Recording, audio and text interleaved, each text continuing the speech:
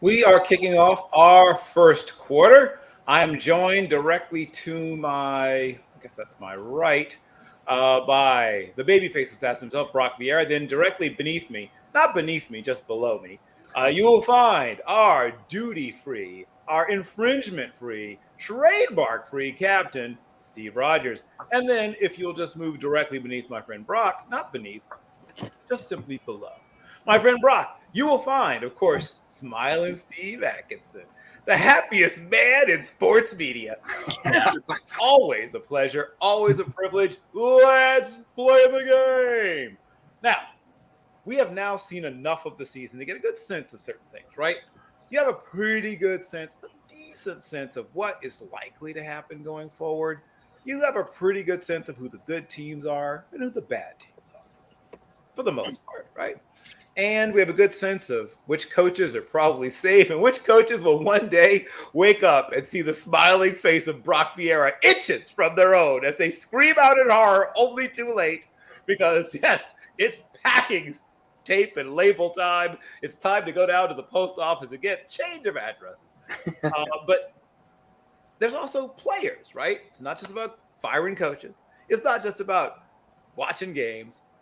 This game is really about the players. And for a long time, players were treated as sort of, replaceable. The Lombardi Packers could have trotted a lot of guys out there and still won. Football is finally moving closer, in my mind at least, towards basketball and where baseball would be going if they were smarter, where they're making the game more and more and more and more about players, more and more about stars, superstars, right? And it began to change when wide receivers went from like annoyances, right, that people sort of put up with and you had to throw the ball to them because they catch it, to some of the biggest names in the game. So we're going to walk through, we're going to traipse through the things that are happening, the who's that are making it happen, and the whys that are making it happen. I hope everyone's having a wonderful, wonderful evening. Life happens sometimes and things you deal with, but the best part of my day, with apologies to my family, but the best parts of my day is right here, right now. And with no further ado, let's do it. Let's do the show. So who should I start with? Who? Maybe Steve Atkinson. Why not Steve Atkinson? If not Steve Atkinson, who else, right? I want to ask you a question that ties into another question, right? A question that attaches to another question. How are we going to put it? So if you, and you are being asked, but if you were being asked, which is what's happening, a little bit, a skosh, what's the word I'm looking for? To delve, that's it, to delve into the question. That's the word I wanted. To open the question up like a little pie. And tell me, we're gonna play a new game called Menos or Menos. Please don't sue me, Dan Lebatard. But we're gonna play a game called Menos or Menos. And I'm gonna give you a team, maybe a list of teams. And you're gonna tell me whether this team is going to be Menos or Menos. And by that I mean, we're not quite halfway through the season, but some of these teams have won more games than people were expecting them to. Will they win twice that many? Meaning if they've won 6, will they win 12? If they won 5, will they win 10? If they've won 8, or not 8. If they won 4, will they win 8? And then we'll talk Menos, right? Will a team has lost a certain number of games, will they lose that number again or less? So let's do it. Steve, I'm going to open with 2 New York teams, the Giants and the Jets. Will those 2 teams, one that has won 6 and one that's won 5, will they win at least double? Could be more, but at least double that number of games. So for the Giants, that would mean 12 wins. For the Jets, that would mean 10 wins. Mas or Menos? I would say the Giants will win more games because I think they have better coaching. I think the quarterback's better. I think the overall the whole team is better in general.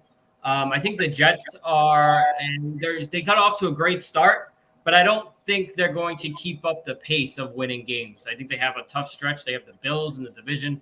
I mean, the Giants have the Eagles, but again, I think the Giants are the team to beat and with the New York teams. Okay. I will ask that same question, starting with the first two teams of the babyface assassin himself, Brock Vieira. Mas or Menos for those two New York teams. So realistically, there's no argument I can say that he can do there. He kind of hit it on the head. When you look at the strength of schedule for both teams, there's a clear difference in the Jets and the Giants. Obviously, the Jets also have more losses with a weaker schedule. As the schedule continues to get harder, they play the Bills twice a year. They play the Patriots once again, and then they play the Miami Dolphins. The defense is going to be pushed to limits it has not faced yet in the NFL. Whereas the Giants have faced a variety of offenses and have proven that their defense at Wake Martindale is performing at a very high level. But that being said, this is a new era in Jets football. They're very, very new in terms of what we expect from them. They're going out, they're acquiring players midseason, as we saw with the addition of James Robinson from Jacksonville. They were very methodical in the draft last year, and it's paying off well. Sauce Gardner has really proven himself to be that new cornerback in for the Jets. What we thought D. Milliner might have been several years back. But let's not talk about that guy. I was a big fan of his, so it still breaks my heart. With that being said, like I said, they still have their division opponents. They still have a really tough AFC to go through, and I just don't feel that when you look at the quality of wins that they've got so far, they have both the strength and coaching and the depth to be able to continue the success. I think they're a flash in the pan at the moment, but they're building something great for the future. The Giants are here, they're ready, they're now, and they will be the team that will be able to go Moss and double their wins for the season. Okay. And the same question, of course, my captain, Steve Rogers, Mas or Menos for those two teams that we call New York teams, but they're actually in New Jersey. But will they win twice or more, I guess, even the number of games they've already won for the rest of the season? I think I'm kind of again in agreement with the rest of the crew here. I think, yes, the Jets are a good story. They have gotten themselves a nice talent base. They're coming along. They're young. I think they're still a year or two away. So they are off to 5-2 now. Their schedule gets tougher from here on out. They've got a bunch of matchups with the likes of the Bills and the Patriots, who I just, for whatever reason, I don't see the Jets getting into Foxborough and getting a win against Bill Belichick just yet. It's coming. Okay. But I do believe that they will come up within the next 10 games. I think they're going to get a record about 4-6. So I think they're going to come up short of doubling. So they're a Menos, and I believe the Giants will actually equal their win total. So they will squeak to the Menos. Okay. I will stay with you and go to two more teams.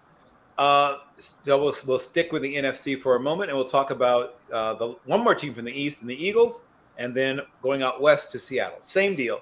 Will each of those two teams, we'll start first the Eagles and then go to Seattle, the two of the Birds, leaving out Atlanta because they're not a team that we think will win double. Well, we'll get to that later. But Eagles, Seattle, will they also win twice as many or more than twice as many as the games they've already won so far? All right, so going to give a shout out to my birthplace team, city I was born in, first of all. Eagles, I believe, are taking advantage of the softest schedule in the league this year. As it turns out, the teams they're playing in the schedule, the way the NFL has worked this year, the teams that they're on their schedule are below 500 across the board. Their next 5 games are all against sub-500 teams. If you can't win those games, you don't deserve to go to the playoffs anyway. So they're already undefeated there, and I think they have 5 more wins before they even see a difficult matchup. They will easily be the Menos, if not go completely undefeated this regular season with how soft their schedule is. Ooh, spicy. Okay.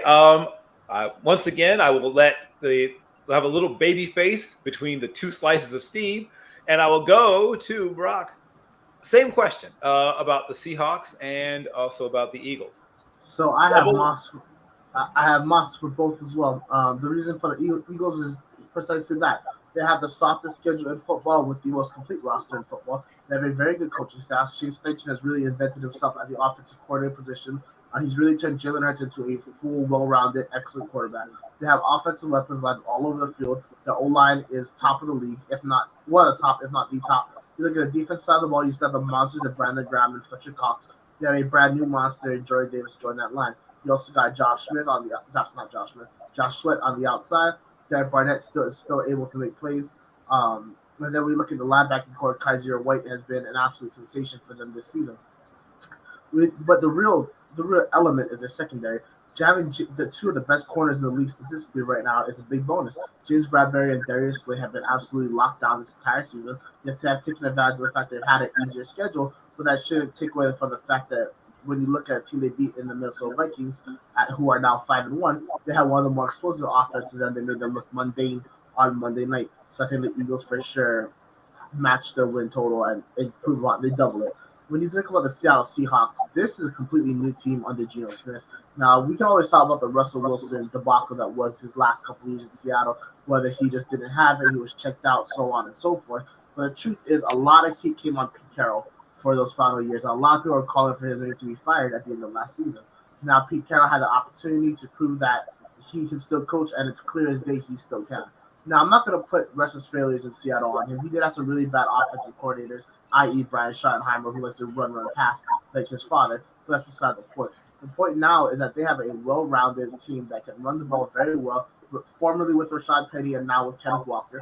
They have a team that can attack into the air with Tyler Lockett and also DK Metcalf.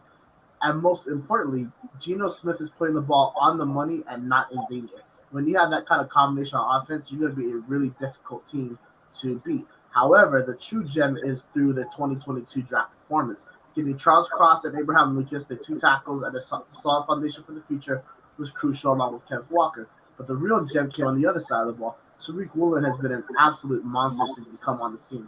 I had a lot of doubts about him coming out of UTSA. He's absolutely quieted them immediately. Yes, I would like to see an improved pass rush from Seattle, but it's clear that they made the right moves moving on from Russell Wilson and from Bobby Wagner. And the fact that they only have 4 wins so far, and they're 4-3, which means that they have 9 games to go, they only have to win 4 more games to be able to double it. I think that's going to be very easy for them. I think they're going to pull off some wins that you don't think they're going to win. Okay. And that other slice of Steve on the other end, Steve Atkinson, the same question. Tell me about what you see, Miles or Menos, for the last 2 teams, the Eagles and Seahawks. Yeah, so I think the Eagles are the team that is going to match their win total. I think they're going to have a lot of wins this year, especially with their schedule. I agree with everyone on the panel. And then Seattle, I don't know. I think Seattle might be a little overhyped, a little bit. I think Geno Smith's done well with the quarterback, but I don't know. I don't trust Seattle down the stretch probably. So I would say that Seattle will not match that option. Okay. Well, so just real quick, that's why I disagree with you, Steve. I think Geno Smith is very underrated at the moment. When you just take a look at his completion percentage, that's the big number in general. Let's talk about the actual passes he's making. From day one in Denver, he's been able to show the ability to both pass from inside the pocket and outside the pocket as well. Not only that, he can make off-platform throws, and when he is on platform, he can throw it in between defenders. Now, that's something that we see from the elite of the elite. Justin Herbert's, Patrick Mahomes, Josh Allen's of the NFL. Geno Smith can make those exact same throws. He can evade tacklers just like them, and he can make plays from a variety of standpoints. I think that Geno Smith should win Comeback Player of the Year, and I think that he will be the reason why Seattle wins the NFC West. Okay. So some spicy, bold take there, too. So we got a little spicy. So, Steve, I applaud you for being at least one person that decided to go in a different direction, and then you got slapped down by Brock. But don't let that break your spirit. There will be plenty of opportunities for you to come back from that brutal assault. So we lead with accentuating the positive. Now it's time to do what Brock loves to do, revel in the negative, come to the dark side. So there are some teams that, have just a very few losses, but there's still more than half a season left. Will they lose more than twice as many games as the number of games they've lost so far? I will start with Steve because I should be more clear, Steve Rogers, because that first team is near and dear to his heart, the Vikings. I think I may already know the answer, but let's see what happens. So, will the Vikings lose double the number that they've already lost, or will it be Menos? Will it be less than double the number they've already lost? Well, I mean, it's really hard to not lose more than one game than you already have when there's 11 to go. So that's an easy yes. They're going to lose more than one more game than the 11 to go. However, I do think they, again, also looking at their schedule, have one of these softer schedules remaining along with the Philadelphia Eagles, and I see no reason that they shouldn't be able to get 7 or 8 more victories. So, yes, I do see them getting at least 3 losses, giving them 4 on the year. But I don't see them going in the Menos direction. Right. And their division is clearly theirs because the Packers are a sinking ship. Okay. Thank you for getting an unnecessary shot about the Packers. Extra boot. You know how I love unnecessary cruelty, so that earns you a little brownie point. Okay. I will then, this time we'll keep the Steve sandwich closed and we'll go to Steve Atkinson. Same question about the Vikings.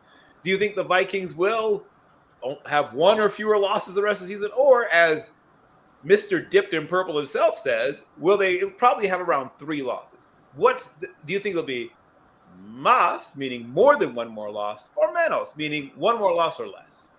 I think they'll have more than one loss. Yeah, I do. I agree with Steve. I think the Vikings are, they've been playing really well so far, but there's no way they're going to be having they're going to have more than one loss. So I would say about 4 or 5 losses. Okay, and that brings us. You can rebut later, Steve. Thank you for being so contained there. That brings us, of course, to Brock himself. So, same question about the beloved Vikings of one Steve Rogers. Do they lose 1 or fewer more games, or is it Moss more than 1 more game? Ooh, that's a tough one, honestly, because I think the Vikings are a very good team, and I have them win the NFC North at this point in the season. With that being said, the true question is how many games do they play in primetime? That's going to be the number of games that they lose. If they only play 1 more game in primetime, then they'll probably only have 2 losses on the season. If they play more than 1 game, they will have more than 1 loss at this point again, or more than 2 losses on the season. The Minnesota Vikings are an absolute, phenomenal. The Minnesota Vikings are in a phenomenal spot right now. They have a wonderful GM. They have an excellent head coach. They have a system that really utilizes the strengths of their team. They have a very well-rounded team. One of the top right sides of the offensive line at this point. A really great running back in Dalvin Cook. You also have Justin Jefferson on one side, Allen Thielen on the other. They also have some really good slot receivers as well. And then on the defense side of the ball, when you have Hunter and you have Zadarius Smith coming at you, that's a lot to handle, especially in the division that is as weak as the NFC North. So actually, as of right now, I only have them losing twice more in the season. However, I do have them losing their first playoff game at home. Oh, it was going so beautifully, wasn't it, Steve? Anytime the nighttime lights come on, Kirk Cousins can't see. Can't see. That's why if he plays in the daytime, even though the sun is going down a little bit sooner, I think he'll be able to. Sunshine, it's a beautiful day out. He can't be stopped. It's just such a weird pandemonium. If you flip a coin night and day, I don't know what it is. The nighttime reverse. It's hard to suffering from reverse vampirism. Yeah. If it's noon, he's an MVP candidate. It's just really how it is. I mean, I don't know. Absolutely, but it's hard to get a noon playoff game, especially in a place like Minnesota where the sun goes down fairly quickly. So that's why I said what I said. Well, as I said, for a minute there, I was about to give you extra points, Steve, for managing to throw your voice all the way to Las Vegas. To somehow have everything that you wanted to say come out of Brock's mouth. I was about to say a special shout out for the ventriloquism being shown. What a talent being shown by one Steve Rogers. Wow. So it turns out that No Huddle Necessary's got talent. So I'm going to move on to the next team. I'll stick with you, Brock, for the moment. Tell me about the Chiefs, the Kansas City Chiefs. Now, the Chiefs are a team that has 2 losses. And wait, is that right? Yes. Yeah, that's 2 losses, right? I know that. And they do play what some people thought was a super tough schedule. And we'll see. But a lot of people assumed it was one of the tougher schedules. Brock, do you see that they will win? Oh, not win, sorry. Will they lose 2 more or fewer, or will they lose more than 2 more games, meaning 5 or more games when the season is done? That's very tough because at this moment, the AFC West is an absolute disaster battlefield at the moment. I think that they lose 2 more games to finish. So I guess you can say yes, they will double it. I think they're going to lose their last game because they're going to rest their starters, and then also I think they're going to lose just 1 more game along the way. However, one of the things that we got to recognize is that 2 of the toughest games of the season, playing the Chargers at home and playing the Raiders at home, they both won already. So they've gotten that hurdle already out of the way. They always have some kind of fluke loss in between. We see it all the time with the Colts. Of course, that was one of the teams they lost to this year as well. And then you're going to see it again. So just some random team is going to be able to beat them. You have to take a deeper dive at the schedule to really pinpoint one, but it's the Chiefs. They always have a fluke week. It happens. It doesn't really matter. So I think they only have one real legit loss left on the schedule, and then obviously another loss because they rested their starters and put in the backups. Same question to you, Steve Atkinson. Tell me what you see in the future for the Chiefs. 2 or fewer, or more than 2 losses? Mas before the season ends. I would say 2 or fewer. I think Patrick Mahomes and the Kansas City Chiefs are, the second team to beat in the AFC. Tyreek Hill is them not having Tyreek Hill doesn't even matter. There's still a juggernaut in that AFC. We've seen it time and time again. So, yeah, 2 or less. Okay.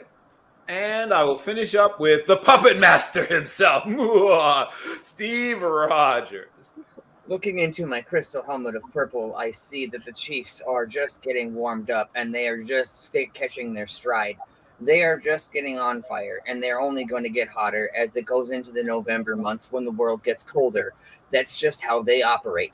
When it comes time to the playoff time, they are a different team in a different system, and they're just different, and they're still all intact. It's Andy Reid, it's Patrick Mahomes, and Travis Kelce, and all the weapons. Olaire, Juju Smith-Schuster's having a resurgence. It just doesn't matter who's getting the ball because Patrick Mahomes can get you the ball. It's that easy. Patrick Mahomes is that special. He's probably, if not the MVP leading candidate, yes, I know Josh Allen is probably the leading vote getter, but Patrick Mahomes has more yards than him right now. Yep.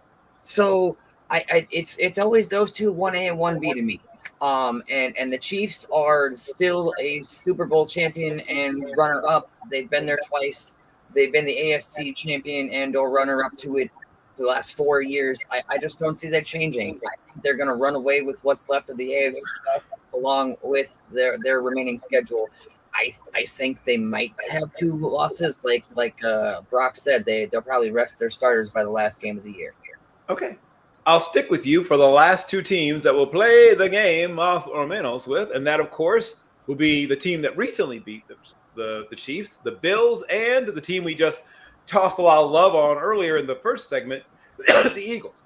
So, will the Bills lose double the, obviously 1 is an easy number to double, but that means they'd end up with a total of 3 losses or more, or will they end up with only 1 more loss or less, right? So meaning they would have no more than 2 losses. So above 2 losses or less than 2 losses, Mas or Menos.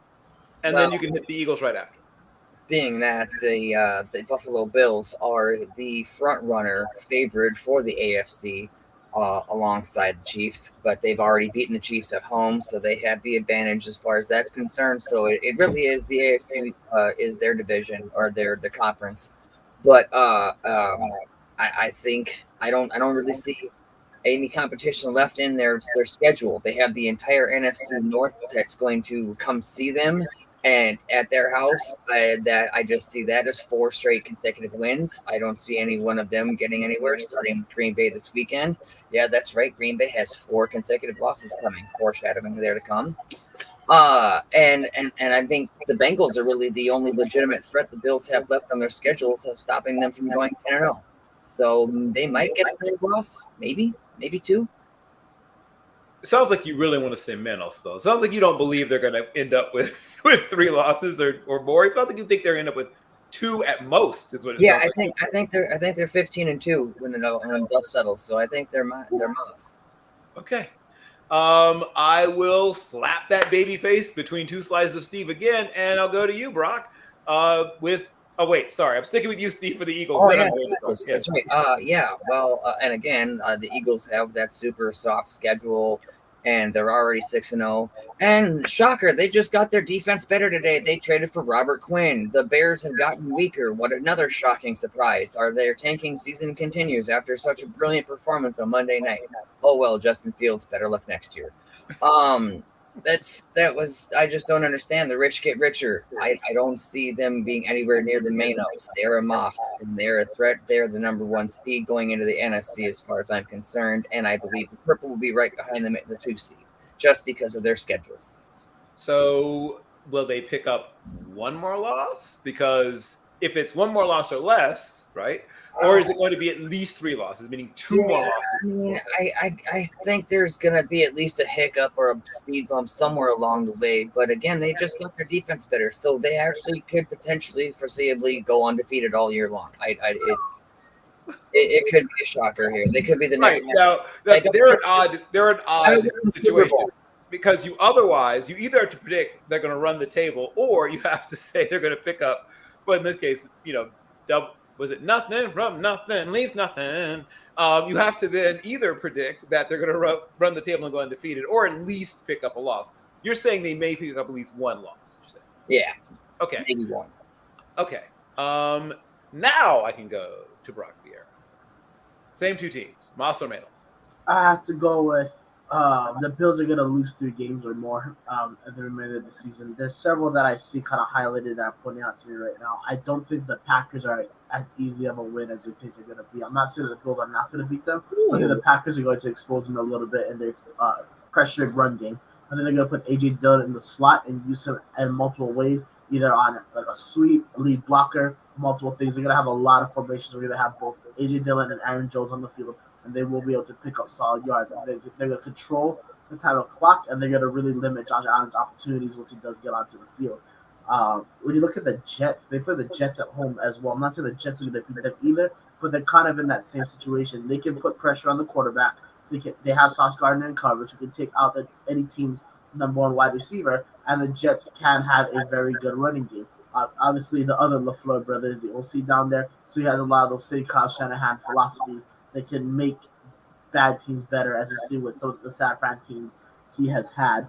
The Vikings game is another big red flag to me. The Vikings are a team that doesn't play in cold, but they're built for the cold.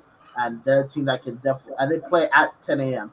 From the West Coast time. So it will be sunlight out. So that's another game I would like you guys to watch out for. And then the last thing is that I think that they play the Bengals on the road. I think that game is going to be a lot tougher than people may think. And they're also going to split a game with the Patriots. The Patriots always seem to get one on them every season, and I don't think that changes this year. So out of all those matches, I think they do lose 3, and that's why. But I do think they cruise into the playoffs, but I think KC will eclipse them for the number 1 seed. When we look at the Philadelphia Eagles, of course they'll lose a game this season. That's no doubt. I have them losing about 3 games as well. I think that they're probably going to rest their starters for the second half of the Week 17 game. Because if they lock up the number 1 seed, if they don't, they'll probably rest them for the whole game as well, because they'll have to go on the road. So I think that's a loss right there. I think they lose another division game for sure. I don't know to who. Washington, it always proves tricky when Taylor Heineke's the quarterback. As you saw this last week, he just does something that ignites a spark in that offense, and and just even the team in general, and they're very, very good when he's on the field. I mean, sometimes they're very, very bad, as we saw against the Cowboys last year, but for the most part, they're very, very good when he's on the field. And then lastly, the Giants are still right there at 5-1. The Cowboys are there at 5-1, even though they beat them already. They still got to play in Dallas. I think with all those games lining up, they lose about 3 or 4 to finish off the season.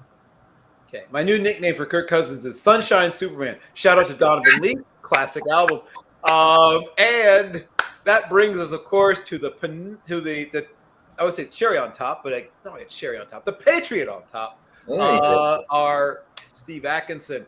Those same 2 teams. So take me through. Obviously, the Eagles are a special case because they're undefeated. So one loss for them would be Moss. Unlike everyone else, we need double. You're doubling nothing. So one loss would be Moss for them. And once again, the same question we just asked about the Giants as well.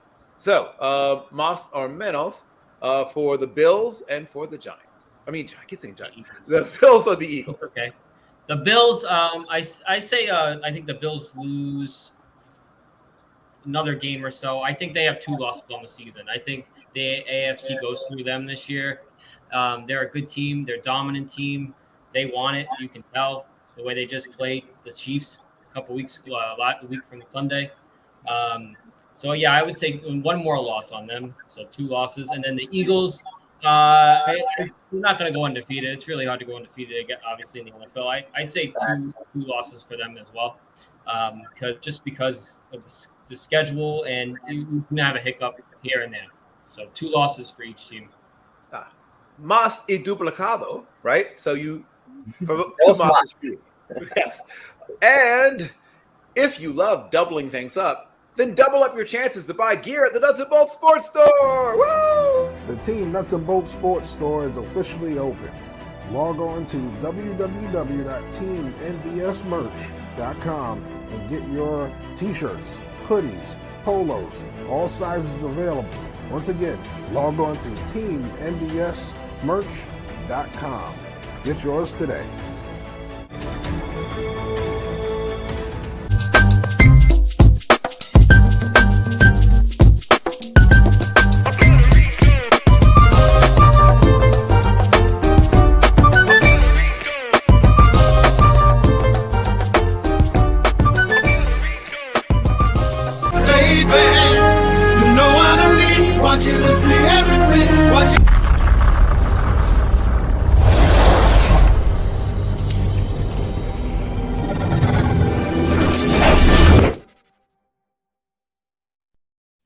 What time is it? It's second quarter time. And as we round our way into the first quarter turn, out of the first quarter turn into the second quarter turn, we are going to take a look at which one of these players will not end up in the top 5 statistically at their position at the end of the season. So choose one, at least initially. We may pick up another one later, but choose one initially to explain why you chose them. So I'm going to give you the list. Choose one from the list, and then maybe we'll give you a second one later. But right now, one. Since we had a break. I'll start with you, Brock. So, Brock, I'm going to ask you, of this list of Geno Smith, Dameon Pierce, Justin Jefferson, Tariq Woolen, and Matthew Judon, which of them do you believe ends up not in the top 5 of that position statistically? That's tough, but I got to go with Tariq Woolen. Right now, he leads co-leads the NFL in Jordan player interceptions. However, there's multiple guys right behind him with 3 INTs as well. And then for a free safety, it's a little bit different. When you're a corner, a lot of people, you can be decided if you get targeted and not. And if he continues to play at this high of a level, teams are just simply not going to target him. We're going to put balls into positions where they're literally impossible to pick off. Closer to the sidelines, a little bit of an overthrow, towards the sideline, things of that nature, right? So I think Tariq Woolen is the person that will not be in the top 5 of his statistical category come the end of the season. Because he just is not going to get the opportunity. Understood. I will now go to Steve Atkinson. I will go through the list one more time, Steve, and tell me of the list, which one do you believe does not end up in the top 5 in statistics of their position? Geno Smith, Dameon Pierce, Justin Jefferson, Tariq Woolen, or Matthew Judon?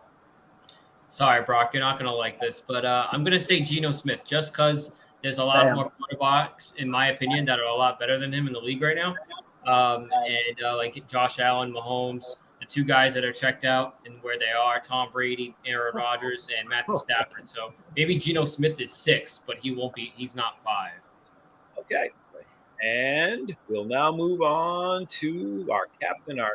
He was right. I don't like it. All right. And I'm going to move on.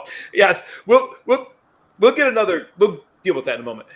And same question to you. Of that list, and I will go through one more time: Geno Smith, Dameon Pierce, Justin Jefferson, Tariq Woolen, and Matthew Judon. Which one does not end up in the top 5?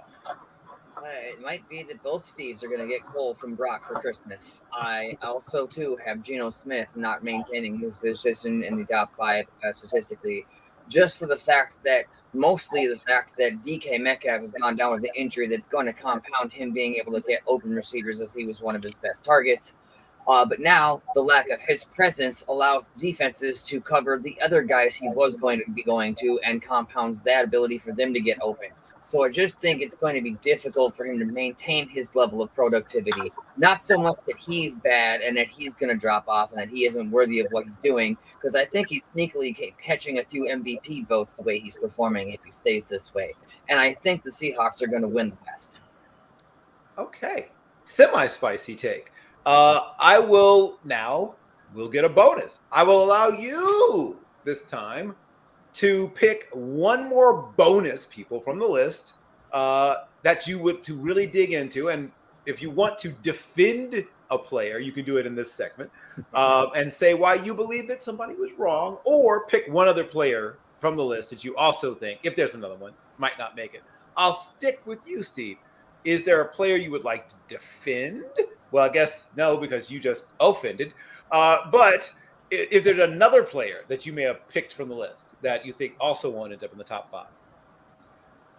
Really quickly, I think Justin Jefferson will maintain his position in the top 5 wide receivers. I think Kirk Cousins has enough noontime games left in the season that they will maintain productivity long enough for him to get good enough numbers to stay in that top 5. I also am going to say that in that list, I believe since only because of the fact that running backs carry the highest injury risk rate in usage, it's going to be hard for Dameon Pierce to maintain his current productivity as well. Not that I want anything bad to happen to anybody ever, but that's just the statistical facts that running backs get hurt more than anybody else. Got it. I will now go to the other Steve, and we'll finish with Brock. So the other Steve, Steve Atkinson.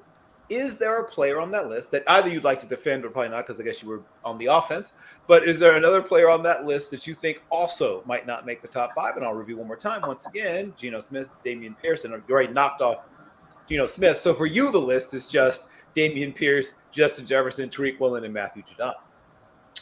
I'm going to go with Matthew Judon just because, yeah, he's having a good season so far, but he's probably going to drop off as the season goes on, as he did last year. You know, he started off good and then he kind of drifted. And towards the end of the season, he kind of, I don't know, he lost a step. And hopefully he doesn't do that, but I expect that we'll see the same this year. All right. I can always count on you to find somehow the half empty within the half full. And that brings us now to Brock. Now, Brock, if you would like to use this as your bully pulpit to defend a player, you may do so, or you may choose another player from the list that you also believe may not make the top 5. But do not do both. Choose one or the other.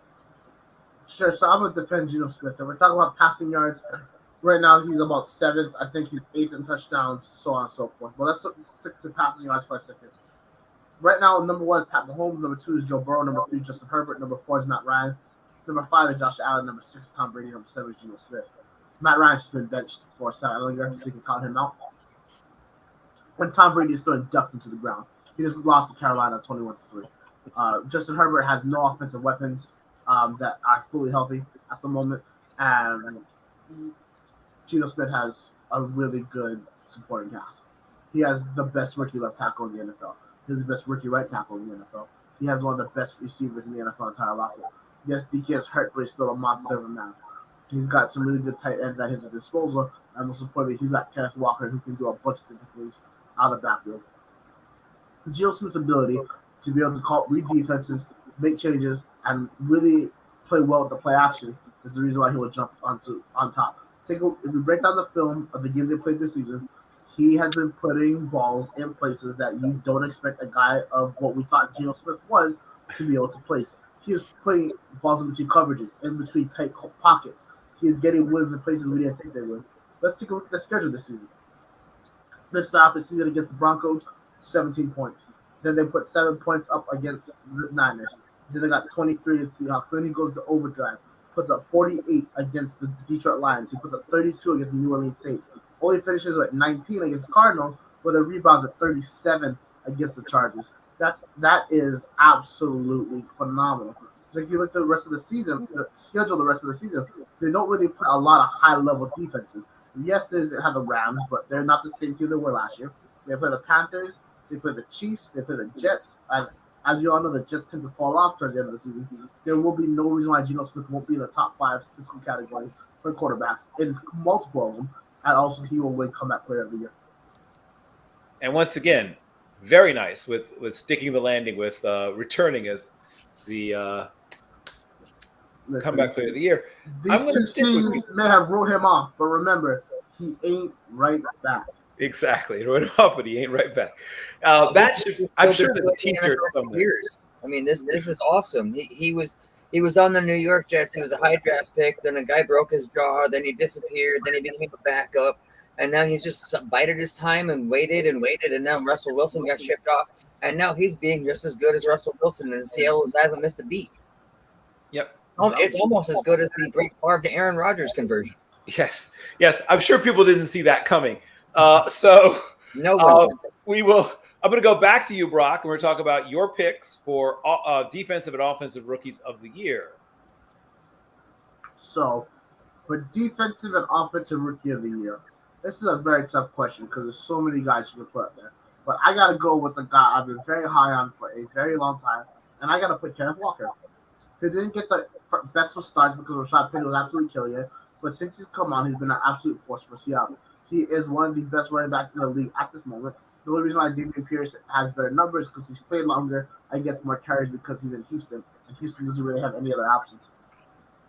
Kenneth Walker is going to explode into the season. He's going to get 1,000 yards season. He's going to put up at least double-digit touchdowns, and he's going to win offensive rookie of the year. And for everyone who doubted me during the March Palooza to say that Kenneth Walker isn't that caliber of running back, you are wrong. No, don't worry about it. I forgive you. When you look at defensive rookie of the year, ooh, man, there is so many great choices you can take. Right? But the guy I got to go with has to be the guy that's lined up on the other side of football in Seattle, Tariq Woolen. Not only has he been just an absolute surprise, he has dominated other wide receivers in this league, veteran wide receivers. He leads the league with 4 interceptions. He doesn't give up a bunch of yards. He can make a tackle at any position. I think he's going to have a strong second half of the season. More pass breakups and INTs. I think he's going to be able to – he's not going to be targeted as much on that side of the field. Now, I know people are looking at me like, we took Tariq Woolen over Sauce Gardner. Yes, Sauce Gardner is a phenomenal quarterback. I feel as the season goes on, Tariq Woolen will step up above Sauce Gardner just because of what he has around him. Whereas I think they're going to attack Sauce a little bit more, and Sauce will eventually give up a little bit more yardage because of the division he plays in. Okay. I will now go to our captain, our trademark infringement-free Steve Rogers. Give me your picks for offensive and defensive rookies of the year. All right. Well, the pool is deep on both sides of the ball this year as far as the rookie talent pool. Unfortunately, I was going to pick Bryce Hall up until this weekend's unfortunate injury, and he is now done for the year, so he will be unable to win the award and not being able to complete the season. Going away from the running back position, I am going to actually take wide receiver Chris Olave, who's leading wide receiver rookies in yardage at 485. Or is it? Okay. 495 and 15.5 yards per catch. I'm hopeful that production can continue because New Orleans is struggling more than I thought they would. So maybe they can get that figured out and sorted out. And as far as the defense goes, I'm actually going to stick with the cornerback side of the ball as well. I think I'm on the sauce. I'm going with Ahmad Sauce Gardner. I think he is just getting started to blossom and to explode how much of a dominant shutdown corner he can be, and I think he will surpass the numbers that Owen is currently getting. All right. And I will now go to Smiling Steve Atkinson. Same question.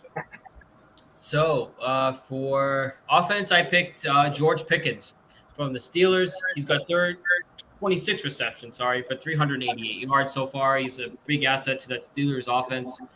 Even now with Kenny Pickett as the quarterback, hopefully he'll even get more targets. And on the defensive side, I picked cornerback also Sauce Gardner, who's doing a fabulous job on the New York Jets. He just shut down Aaron Rodgers, and he's a big threat. And the Patriots are going to have to watch out this week. Okay. And we will now take a pause for the cause and watch these super, super, super important messages that will tell you about things that you should probably put in your life. Nuts and Bolts Sports Draft Central will be live from the Reese's Senior Bowl in Mobile, Alabama.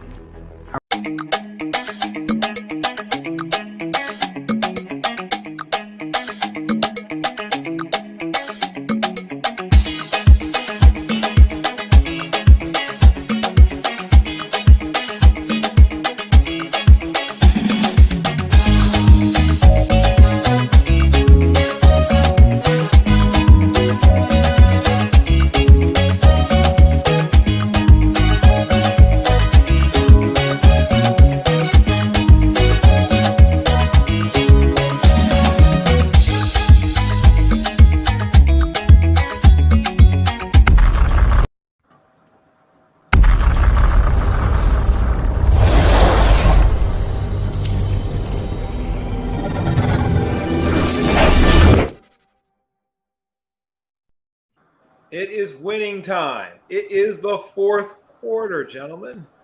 So, it's a tight contest. Who will pull away and teabag the rest of their competition? So, yes, who knows who that will be? So now this brings us, uh, since Brock has been just cutting his way like a scythe through fall grain through the coaching ranks, somebody has to pick up the reins for the downed coaches. So we have to figure out amongst the assistant coaches out there, pick one of each. So one defense, one offense, uh, that you think are most deserving of a head coaching job and why. And I will stay with you, Captain, my captain, Steve Rogers. Pick one offensive coordinator or position coach if you prefer, but one on each side of the ball and tell me why they should get a chance to be the head man. All right.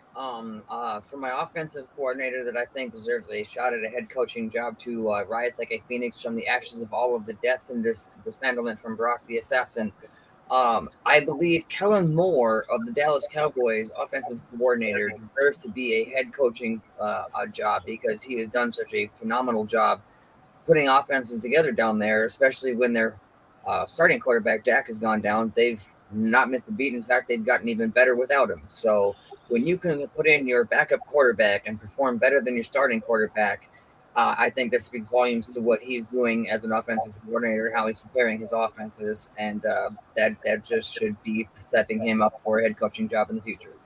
Okay. And on the other side of the ball, a defensive coach?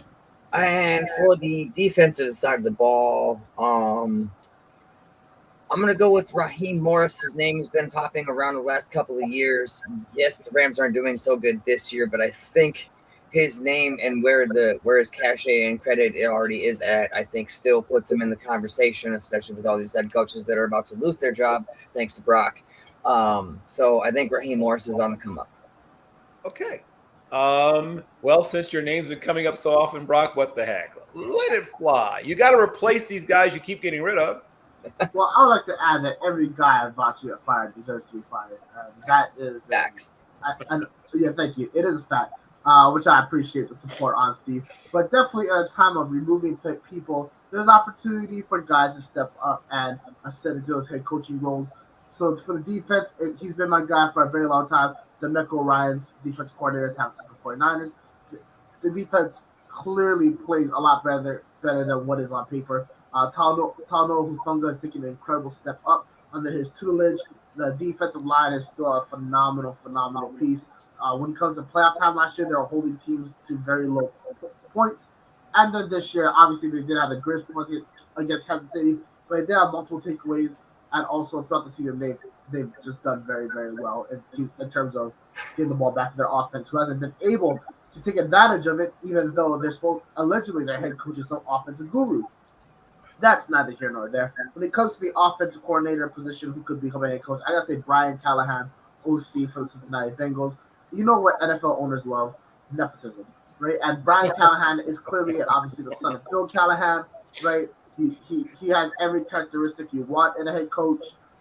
You know, young, offensive minded, Caucasian. Well, at least that's from the owner standpoint, right?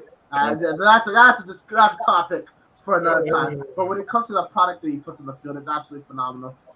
Even though his offensive line hasn't played the best, that's more of a player issue that has nothing to do with his coaching style. The plays that he draws up are very effective. He's got the most out of his skill guys. Samaje Perine has had a resurgence in Cincinnati. Joe Mixon is phenomenal. Obviously, you got all the great wide receivers that they have. There's no reason why Brad Callahan shouldn't get a head coaching job. He's gotten a lot of guys paid, and he'll continue to get a lot of guys paid. Obviously, guys like CJ Uzman. What was it? I can't say his last name. He's not Usmanzada. Yeah, you were there. Not Usmanzada, but TJ Umaza, the tight end, obviously, right? He got paid in New York. Yeah, TJ Uzoma, thank you. So he got paid in New York. What's his name? He's the wide receiver who was there before T. Higgins and before Jamar Chase. Man, what is his name? It's going to bug me. Cause think of all the other Cincinnati receivers from that time. Guys like AJ Green and Jerome Simpson and Tate. Oh man! Oh, Tyler Boyd. Tyler Boyd's gotten paid because of him. Jamar Chase and T. Higgins will reset the wide receiver markets because of him. Joe Burrow will get his big extension because of him. He's been an absolute phenomenal piece for the Cincinnati Bengals, and he should get a head coaching job. Okay. And let's see. Well, I guess it's got to be you then. It's got to be the smiley one himself, Steve Atkinson. So I'm going to start with the defensive side and pick Brian Flores because I think he deserves another shot at being head coach. He did a great job with the Miami Dolphins. He kind of put them on the map. And it was unfortunate the way it went down, and he just didn't get along with ownership. But I think him being on the Steelers and with Mike Tomlin and getting back into the groove of being a coach, I think will open the door for a head coaching job down the road. And then on the offensive side of the ball, I also went with Kellen Moore, the offensive coordinator of the Dallas Cowboys. I also agree with Steve that he did a great job with Cooper Rush while Dak Prescott was out with the injury. And he's also developed Prescott too going forward. So I would say Kellen Moore and Brian Flores. All right. And as I mentioned, there's a chance to earn extra credit. So would anyone like to take on the bonus points challenge? And since some of these coordinators are moving up into head coaching jobs, is there a position coach that anybody has identified that you would elevate to replace those offensive or defensive coordinators you just moved up into head coach? Anyone, by, I don't know, show of hands, want to take on the extra bonus points challenge? I'll do it. Oh, here's the man who knows how to grab a victory. Okay, go at it, sir. Okay, so I picked one of each. So the offensive coordinator, I think, should be Nick Caley, who's currently the tight ends coach for the New England Patriots. I think he should be promoted because I'm sick of Matt Patricia and Joe Judge ruining Mac Jones' development. And the defensive side, I promote Gerard Mayo to be the defensive coordinator because instead of having the coach's son, Steve, just call the plays and not really know what he's doing, at least Gerard Mayo has actually played football before. So I would promote Gerard Mayo and Nick Caley. Okay. I should have realized you would keep it very Patriot-centric, and Yeah, I should have seen that coming. I can't argue with the Gerard Mayo pick. I do agree that Gerard Mayo he's a hot name, and you may lose him, frankly, if you don't find a way to move him up, because there'll be some teams that'll come sniffing around. I think he interviewed a few teams last year. Right. So far, bonus point. Anybody else want to take the bonus point challenge? Can I go a non-OC or DC to a head coaching position? Oh, well, you were supposed to have done that in the previous segment. Well, I mean, we went it. OC and DC, but this guy's a special team coordinator. Oh, yeah, sure, I'll allow that. So yes, this is another, but this is the head coach. Okay, go ahead. Yeah, Rich Bisaccia. Oh, okay. Would you like to explain why? Yeah, absolutely. Look at the Raiders now and look at the Raiders when he took over. It's a completely different element right now. Rich Bisaccia is not an X's and O's guy. Rich Bisaccia is not a guy that you're going to expect to out-scheme anybody. But Rich Bisaccia is a guy that can put players in the right position to succeed. You saw how the explosive the Raiders were last year after he became the head coach and how they look now with a quote-unquote offensive guru as their head coach. What Rich Bisaccia does well is he understands his players, he understands his personnel, and he understands how to put them in the right positions to succeed. They had a much more dominant run game when he was there. The passing game was much more fluid when he was there, and the defense was able to make critical. They weren't great, but they were able to make critical stops when he was the head coach. I think that he got screwed out of the Raiders head coaching job. I've been saying that for a long time, and I believe personally that he deserves to have another shot at the head coaching position, even though he's just a special teams coordinator. May I just add, the Raiders literally had the best special teams in the NFL when he was there. AJ Cole, one of the best punters in the NFL, and then obviously, Daniel Carlson is one of the more automatic kickers in the league. So I think Rich Bisaccia should be able to get that opportunity again. Okay, I will give you half a point bonus since you didn't quite follow the rules of the assignment, but I'll give you partial credit. Okay, now comes the hardest part. Unsportsmanlike conduct, 15 yards. Okay, so I am rendering my judgment.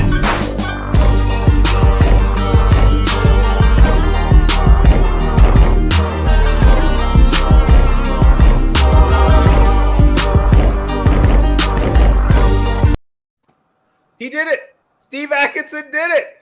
It was right there neck and neck, and you got full bonus points for doing the assignment correctly. Take your victory lap around these losers.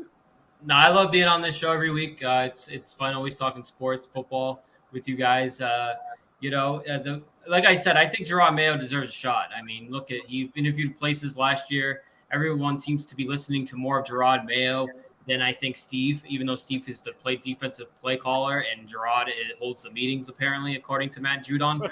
But it's very, very lopsided. So yeah, that's why I believe that that Mayo should be the defensive coordinator. All right.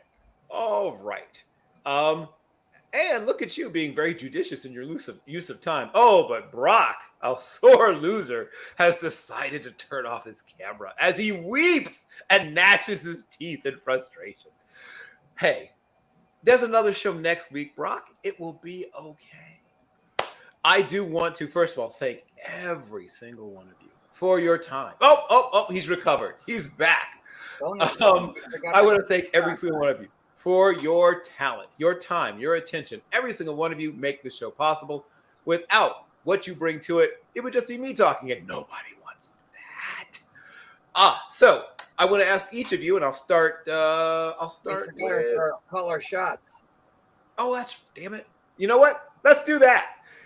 And since you reminded me, you get to start it off. Prediction time. All right. I should just go straight to the obvious, and I'm go right back to the team that I keep shooting every week. I'm going to call a shot that they are going to get beat yet again. And when they go to Buffalo, the Packers are going down. But that's too obvious. A team that is actually going to take a real upset. Let's see.